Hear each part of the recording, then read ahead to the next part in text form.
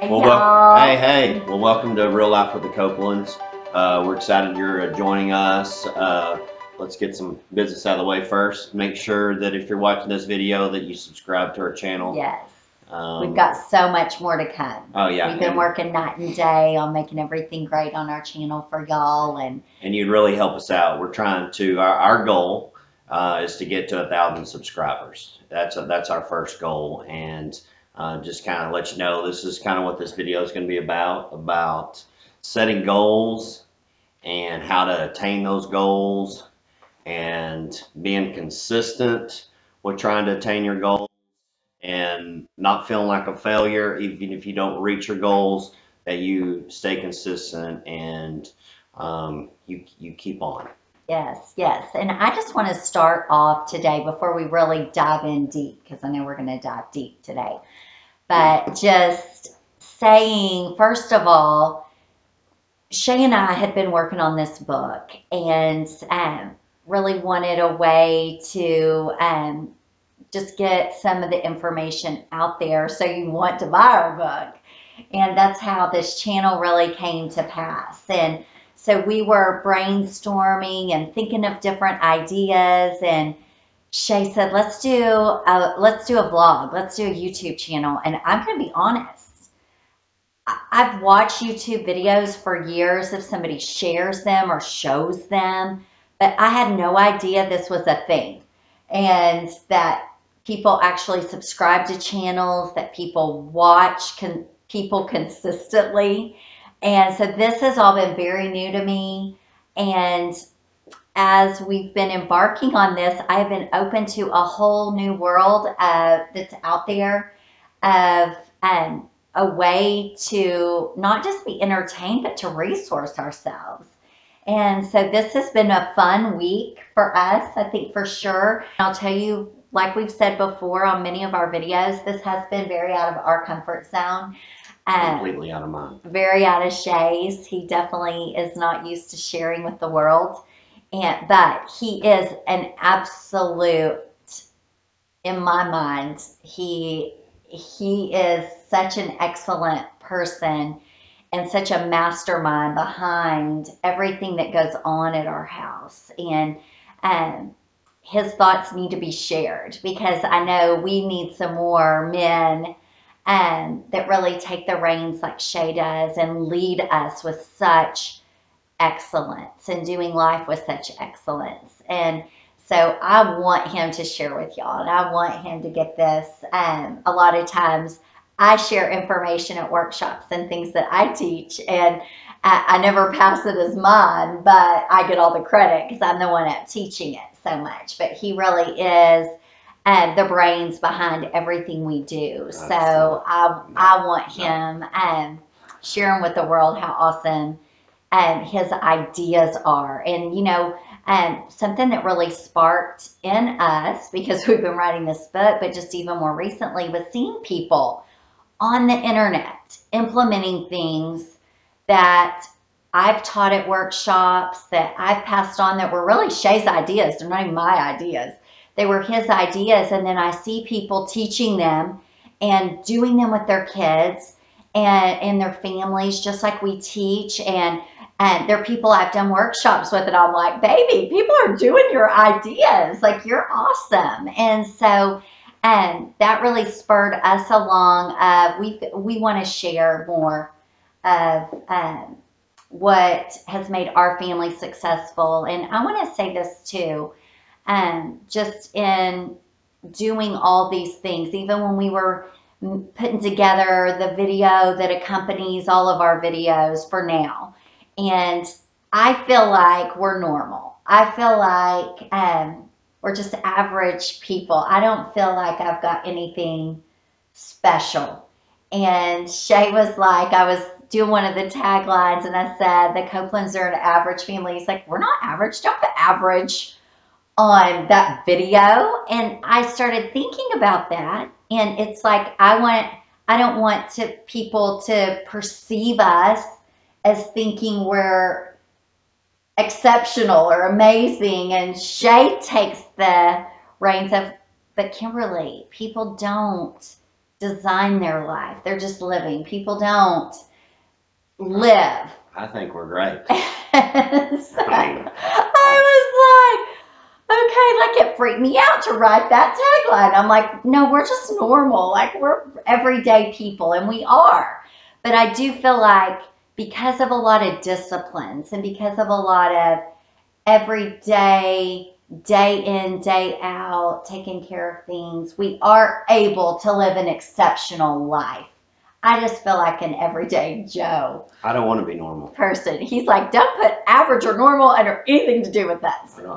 I want to be exceptional. And I so wanna be- please don't receive that as us thinking we're better than anybody else or we've got it going on and other people don't. We're just sharing our ups, our downs, the ins and the outs, because we do fail. I know I do constantly fail at a and I lot want to of say things. this is that our heart is we're not sharing or saying things because we think that we're better. That's not our Right. heart.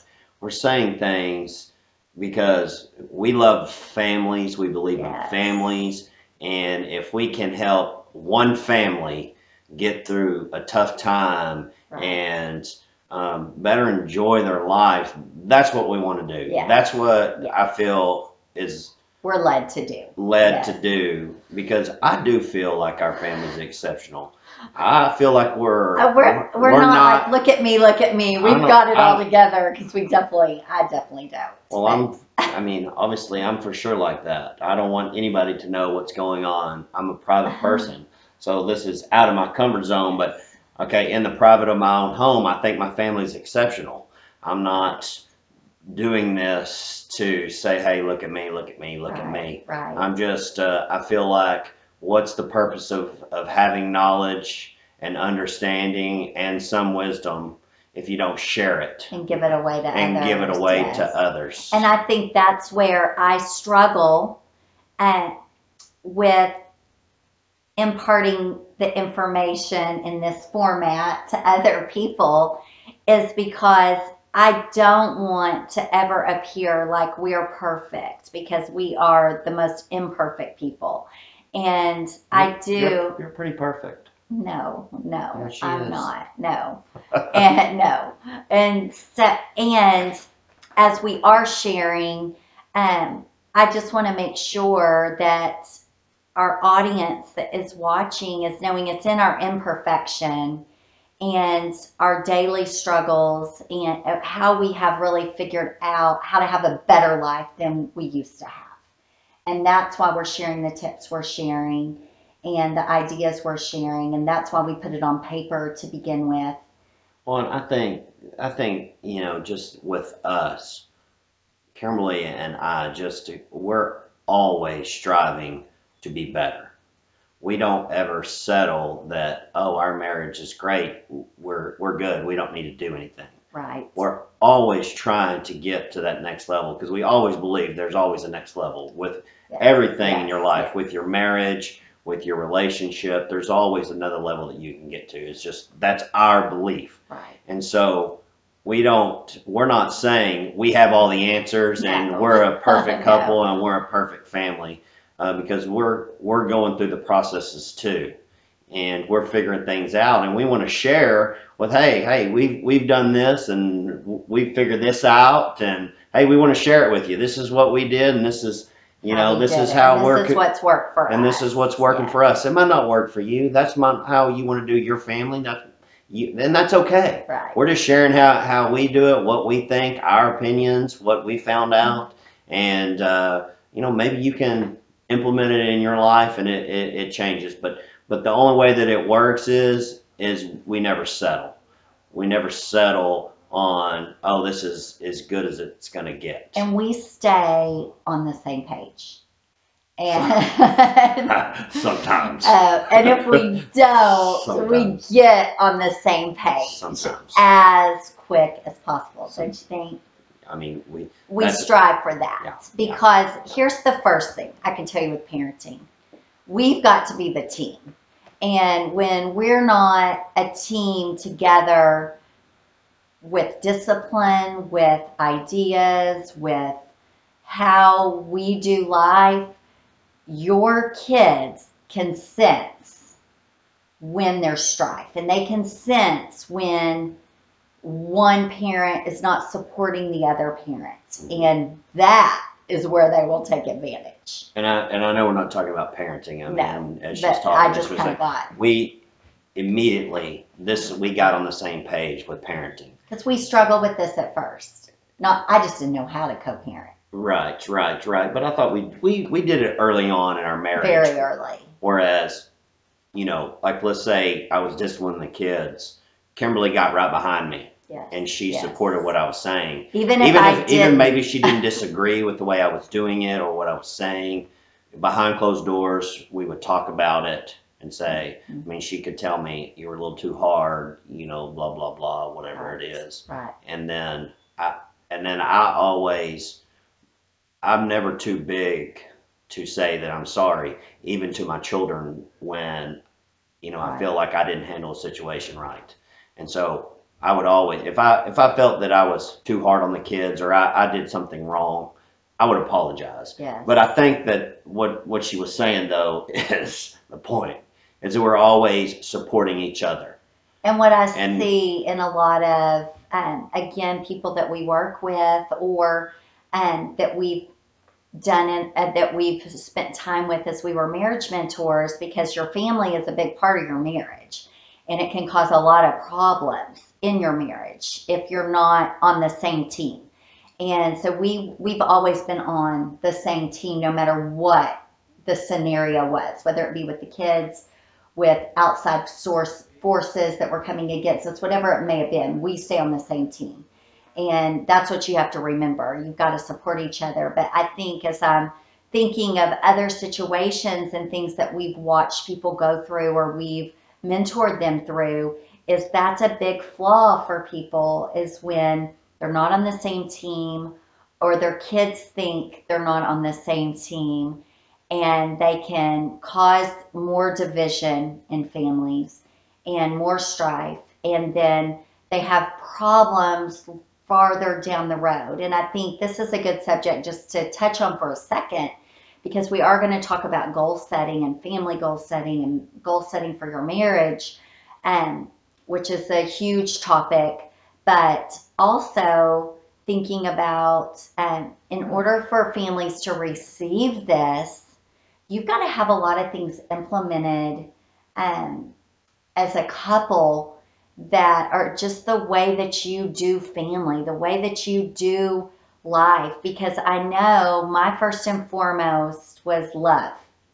And it's hard for me to lead. It's hard for you to lead if the kids aren't feeling unconditional love. Like this home that you see around us. This is where the kids want to be. This is where the kids want, even our grown kids, want to come home to. They're comfortable here. They're comfortable to be themselves. They're comfortable to go jump on our bed and I don't want to interrupt talk. And I think that, and I just want to, when you get married, you're married so that you have someone that helps you.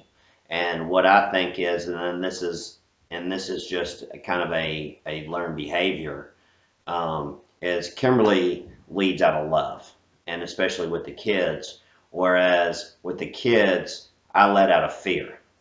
They're going to fear me, so they're going to do what I say because they're afraid of the wrath that's going to come down on them. Whatever. So she really helped me to get in a more. You have to lead from love. None of this is going to work, is what I'm trying to say. Yeah. You can goal set all day long and what we're about to teach. And you can try to be an enforcer and make a great family and all these things. But if things don't start with, hey, I love you no matter what, there is nothing that is going to separate my love from you. And your children and your spouse knowing that you love them with every part of your soul and being, and they feel that love and they feel what you bring, then all this other stuff is going to work. But I do want to say this is goals can't work if love is not there first. The home has to be a very loving place. And I think when you have it come from a long line of love, I come from a very long line of extremely loving people. And I have been very blessed that I had a daddy that wasn't afraid to show love and was a very loving man, hugging. I mean, we made a book for him for Christmas.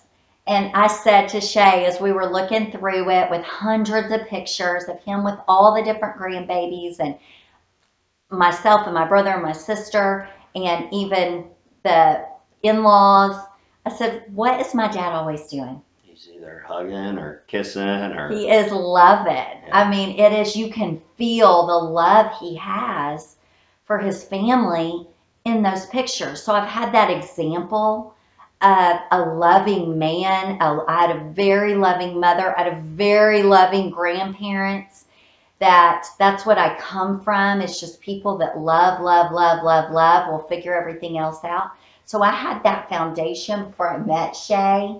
And when he brought all these other just incredible smarts, he is so much smarter than me, and incredible ideas where he is so over the top with bringing things to the table that we can actually do. But I bring the love. I'm the lover. And so he did learn that early on. So I want to say where goals are concerned, and we do need to get into it, you've got to start from that place of love. And you've got to start with, okay, how am I implementing love into my own household? And as men, I just really think that is one of the most important things you can do is be loving to your wife. The way that your sons see you treat their mama is the way they're going to treat their wives. And the way that your daughter sees you treat their mom is what they're going to allow, in their life. And so that is so powerful when you really think of really good. How we pass this on to our kids is not really so much about what we're saying, but what they see, how we interact and how we are with them. And if they see us speaking harsh words and acting a fool to each other, that's the example we're going to be. What is that quote that about people doing? They won't do something until you know how much you care about them. It's people don't care how much you know until they know how much you care. And that is a primary point for, all this goal setting we're about to tell you is amazing.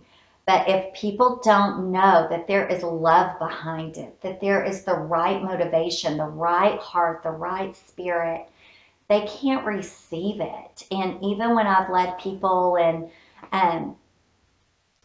different facets in my regular world, is if people don't believe my motive is in the right place, they can't receive one word I say.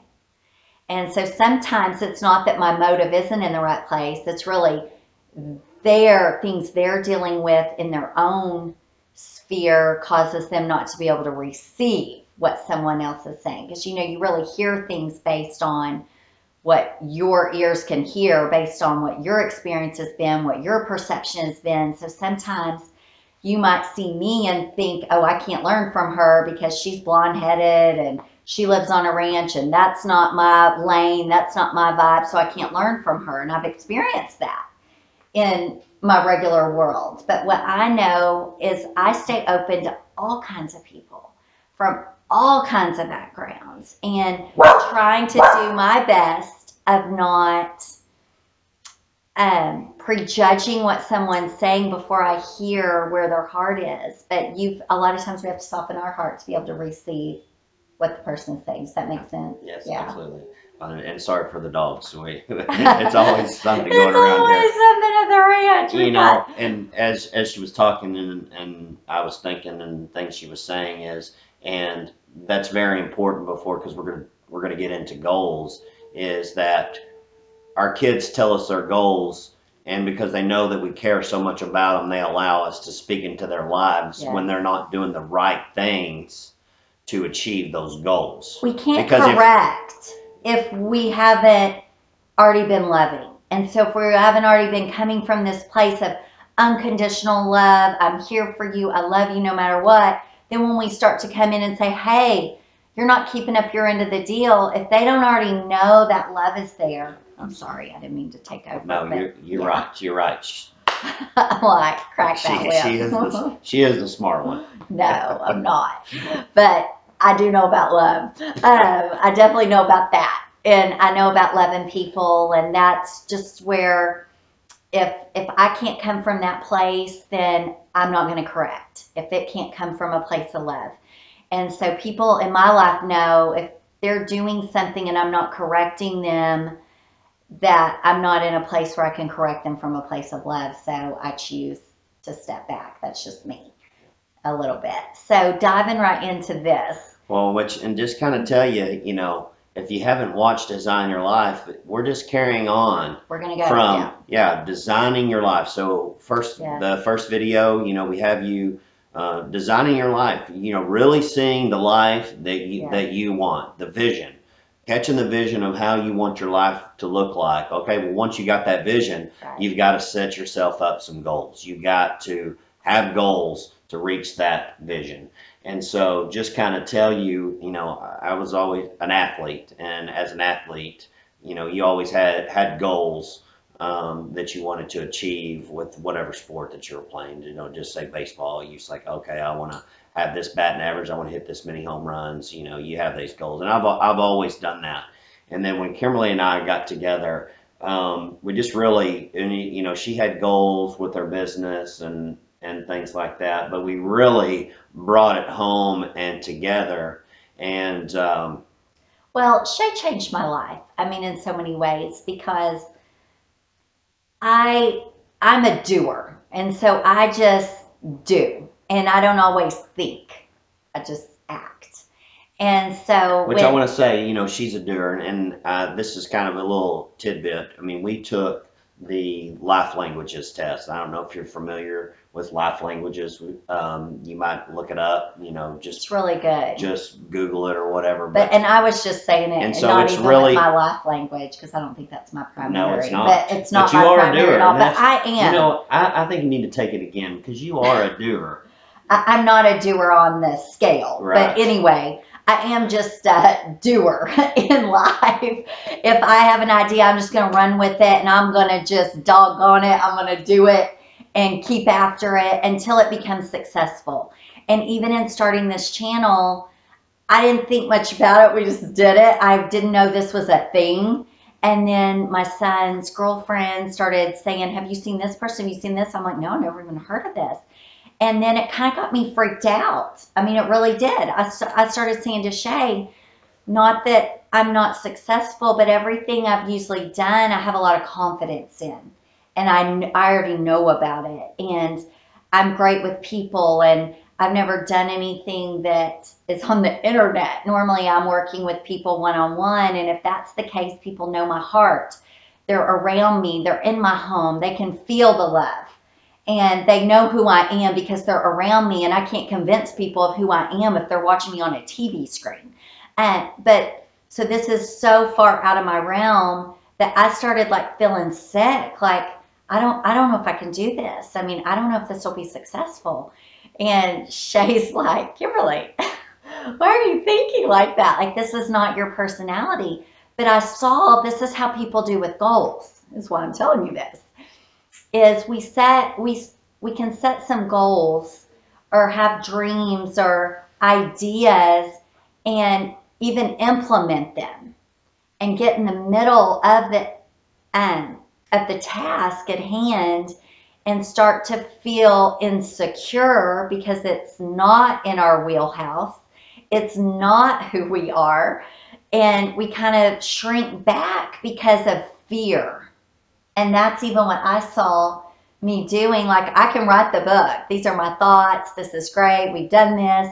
But now putting myself out there for people to judge me, for people to go, oh, I don't like the way she did her hair, or I don't like this, that she talks too country, or whatever it is. I'm good for that because I don't care what people think. Shay doesn't care. And I'm like, I don't know if I can do this, baby. Like, I can't stand judgment, or, oh my gosh, when they told their story about how they met, and I mean, they were real, like that wasn't very Christian of them, or, like I have those thoughts, and then I can make myself feel sick of what the judgment's going to be. But here's the thing, that's kind of a side thing, is I think anytime we're setting a goal or we're setting ourselves up to be vulnerable and put ourselves out there, then for the second part of the goal setting is the follow through, that you've got to know if it's something really big that God is planning on your heart, there's going to be a lot of doubts and there's going to be a lot of discouragement along the path of the goal. But what Shay did when he came into my life is he is an idea man. And I mean, he just impressed me. He always had a tape recorder with him and he would record his thoughts and his ideas. He's done this since I met him, before we were together. And he's got all these, old cassette tapes, with his thoughts and ideas of things that he had on them. And I just love that about him. So one night we were talking about our dreams and we were talking about what we wanted in our family. And we've always been very, very good at communicating with each other. And he came in the next morning and he had this. So I got up real early and ran to Walmart, and I went and got all these poster boards and he had cut them out. He's very creative. For all of us. I love that about him. So I made a goal post. It was a goal post, because you take this on later. Yeah. It looked like in the beginning. It looked like. Yeah, I've done a lot of. It looked like this. Yeah. So he's a sports guy. We all had them. He had one for me, one for Walker, one for Waverly, and one for himself. And Maverick was in the womb, so Maverick did not have a goal post. But he brought these in, and when we came down, as you've already seen, for our morning, he had these out on our table. And what did you say? You're like, we're going to set goals. And I want us to set family goals together. And we sat down as a family and we started working on our goals. And the kids were excited. They were enthusiastic about what our family goals were going to be, what their goals were going to be. And it got me fired up about really what God had in store for our life. Whenever you have a goal, you have to be consistent with what you're doing and stay consistent with what you're trying to accomplish. Well, because at that period in time, we were putting our money all towards this. We weren't traveling. We weren't going places like we do now. Our money got spent getting where we wanted to be and being able to own our own home. And we were very diligent with that, and we were very intentional about that. And then we had a goal to really own our own home. And sometimes when you set a goal, it's going to take some sacrifice. Yes. And we think that because we know they're sacrificing in families, that's why it's better to sit down and set your goals as a family, because sometimes it is going to take sacrificing from everyone that's in the family. So if you sit down with each other and everyone knows what goals are individually, what we want as a family, then everyone gets to hold everyone accountable. Yes. Everyone knows that there might be some sacrificing because we're trying to achieve a greater goal that will further along our family, that will better our family, that will take our family to the next level. Yes. And they've got to be concrete things too. And you've got to go from one goal to the next. Our first goal was just get in the house. Our next goal was our money kept going to redoing the house. Then our next goal was, oh my gosh, we've got to secure better financing for our house. And so then we did that. And that was a year process in itself. And then we had a goal to pay off our house. It's got to be written down. It's got to be in front of you. It's got to be you've got to be passionate about it. And I like to break goals into categories, and that's kind of what we do, is having our selfish goals, our things that are totally about us, and then our things that are totally about our family. And then kind of our big dreams, don't you think, are on paper. And then another thing that Shay is like the king of is I'm the king. he is the king. Y'all thought George Strait was the king, really. Shay Copeland, I'm the Shayla king of Copeland the Picasso. third is the king. Oh, but is getting those goals broke down, because we are dreamers and we are big thinkers. But sometimes you can set something so big that you don't know what the here and now is. And so we help the kids know, okay, you want to do this list of things. What does that look like on a daily basis? What do you have to do every single day to reach what you're trying to reach? Because I think people say, Well, and I think that's, I just want to, I mean, I yeah. think that that's been the biggest thing that we've done in our goal setting. Because I mean, just to be honest, before when we first started this, we just set these goals. I mean, really, I mean, we just wrote down the goals that we want to And then achieve put 'em up. and then put them up. That's all And we we did, looked at yeah. them, you know, we have always put our goals up. Our goals are actually, And we did this twice a year. yeah, we usually Mhm. visit our goals at the beginning of the school year. Just kind of tell you how it's progressed. Is we have a big dinner now. We have a big, usually Kimberly cooks spaghetti, and which is funny, the kids, their friends usually come out too. They love it, and Their friends and love to come goal set set with our with us kids and our too. family. Yeah. And so it's just kind of progressed throughout the year. So we do that now. We do it when the kids start school, and then we usually in 6 months, or really at the first of the year, about January, I guess, we sit back down and revisit our goals and see how we're progressing and see, you know, what's happening. But I Mhm. say, you know, before we just set the goals and we looked at them. Now we've progressed. Okay, we've got to do a better job After the first few at years, and we weren't marking a lot off. and not Yeah. necessarily on your goal poster, you're breaking them down, but you have, you know, I'm big on, Kimberly and I both, we have notebooks, Yeah. you know, and our goals, or we might, whatever our goal is, you know, is in the notebook, but we're breaking it down and we're writing things that we're doing to achieve that goal. You know, and I know Kimberly gave a huge, giant goal. That was our family That goal. was a huge goal. Giant goal. And it took us years. You That know, took us 2 years to accomplish. thing that we've done and progressed is the how-to behind the goal. What are the actions Yes. that we're doing to achieve the goal? The consistency. We write down what the consistent measures You have to to be. be Yeah. consistent. Yeah. Even if, you know, if you fail, if you know, you're not doing the things you're supposed to be Right, doing, right. you know what to get back to doing Right. with the consistency. You know, Kimberly and I, just another goal we have between each other is we want to go on a date once a week. That's our goal. And just to say, as we make this video right now, last year we really did good. We did a great job. You know, and there might have been a it just didn't happen. it just got busy with holidays and things, and then we didn't do it. But because we were consistent prior to when we got where we didn't do it, Right. we were able to fall right back in to doing our date every week because of the consistency before. Yes. We didn't just fall out.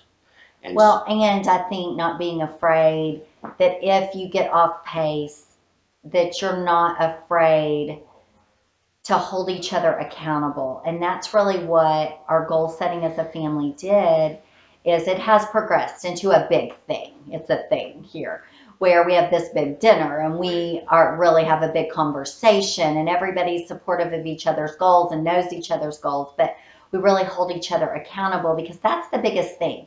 If no one's holding you accountable for things, it's easy to let yourself off the hook if you don't accomplish it. Or it's easy to say, I didn't really want that.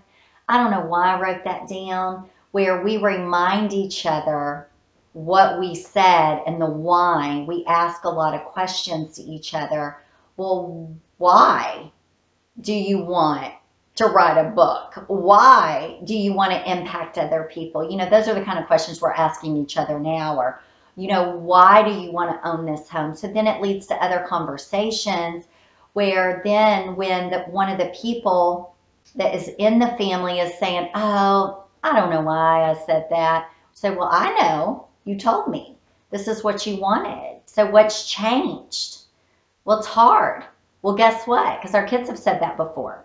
Guess what? If you change your goal and quit every time it gets hard, this life is going to be very hard for you.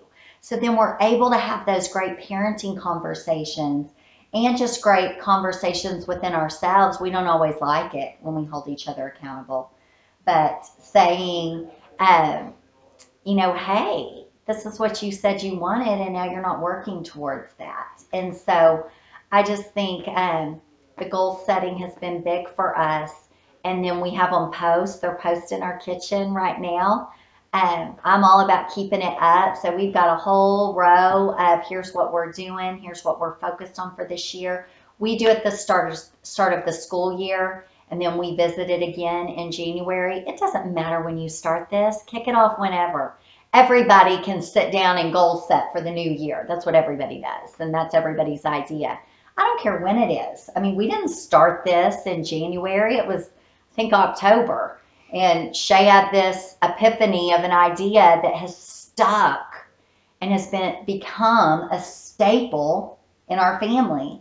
And then, you know, keeping it going all these years and imparting it into other people, and then knowing what the steps are and saying, hey, you're not working out every day, or hey, you're not doing your part to make sure this happens. That's on our family goals. And our kids hold us accountable. I can promise you that. So this is just a great life tip that we have, that it is going to be in our book too in more depth. And I'll just say this too is, you know, in Kimberly's business one year, she had big, audacious goals.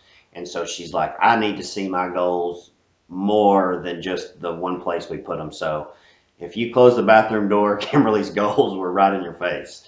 You went to the refrigerator, they were right there in your face. You got in the bathtub. They were all over the house.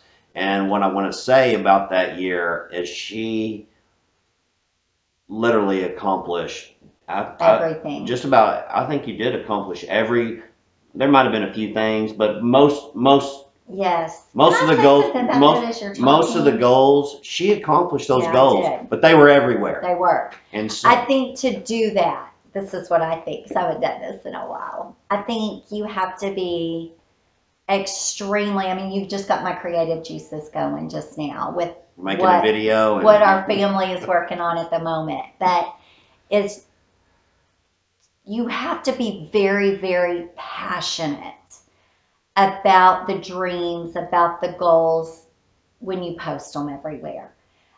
Because the years that I have posted them everywhere are the years I have accomplished more. But I was very driven by passion towards what was on that piece of paper. So I wanted to see it. Other years, I think we go up and down. I don't think we're just always passionate I'm not passionate all the time about every single thing I write down. Yeah. So I think some years I've been more passionate, and so I felt the need to post them everywhere, where I need to get my passion back in a few areas. And that was a great reminder for what I am passionate about in this season and in this moment. We need to post it everywhere. We're doing that. Today. I'm a doer. We're doing it today. We're doing it. So we want you to be a doer. Yes. Here's what we want. This is just coming to me. We want you, as you're watching this video, we want you to comment with a big goal that you have in your life. Yes. Because here's what we want to do. We're a family that prays, and we believe good things. And you know what Kimberly and I all do? We'll be praying over that goal for you. And so that's what we want. So as you watch the video, comment. I would say get a meeting. Maybe you need to schedule a meeting. Sometimes I have to schedule a meeting with Shay. Is get a meeting set with your spouse. And y'all. If you have a spouse. If you have a spouse. If you don't. But if you do, well, listen. Just listen. I mean, Get a meeting with your spouse and y'all get on the same page like we were talking about in the beginning. Then you can do your family goal setting and get that on the books. Get that scheduled. But then maybe you're a single mama and you're watching. Then you get it resolved in your mind what you want this to look like. It doesn't have to be some 50-hour long plan. Just get it jotted down. And then you get your family dinner planned with your kids and who you're going to get involved in doing this with you. Maybe it's your best girlfriend or whoever that you're going to do this with. Maybe you don't have any kids and you're watching and you're a single girl. Get some girlfriends together and y'all do this. We've got to empower each other. I believe with social media, we are so doggone disconnected from other people because we feel connected because we're sitting around, we're watching everybody's life and we're seeing everybody live and, oh, they're doing this and they're doing that. And we feel like we're around people, but we're not. You got to be around people like arm in arm, loving on them, letting them be in your space, and doing some of these things with other people.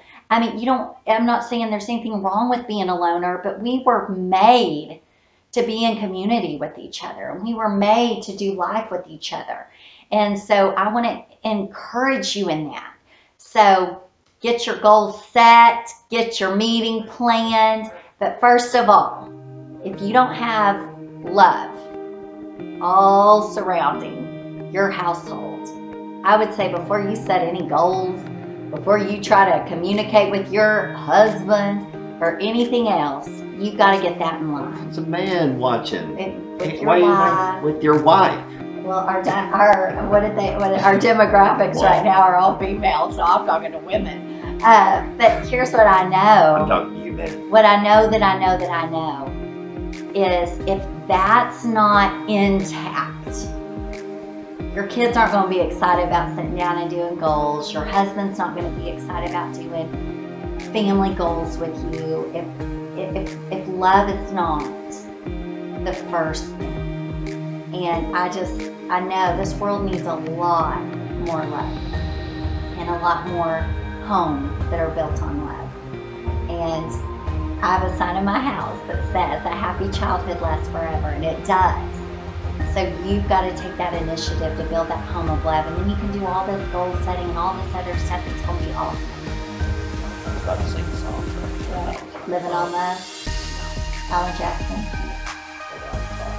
Yeah, we're bummed because we are music people. We love music. We love music. We've usually got music going when I'm cooking and we're eating, we're playing games. Anything we do, we've got music. And we like music playing in this house all the time. We cannot have any music or they're going to mute us. So just know our normal vibe Y'all is might lots want to listen to the music so they'll mute us. Oh, I don't know. So thank anyway. y'all for being on today. We Yeah, hope and this was as some you're good stuff. watching the video, there should be a subscribe button pop up. Subscribe. Subscribe. Please. We have a and goal. share us. We Share have a us. goal of 1,000 subscribers. That's our goal. We're telling you our goal. So Help us actually, get there. you can help us get there. So make sure you subscribe to the channel and thanks for watching. And you'll check back with us on Sunday and see what goes on in this crazy house. But there's lots of love.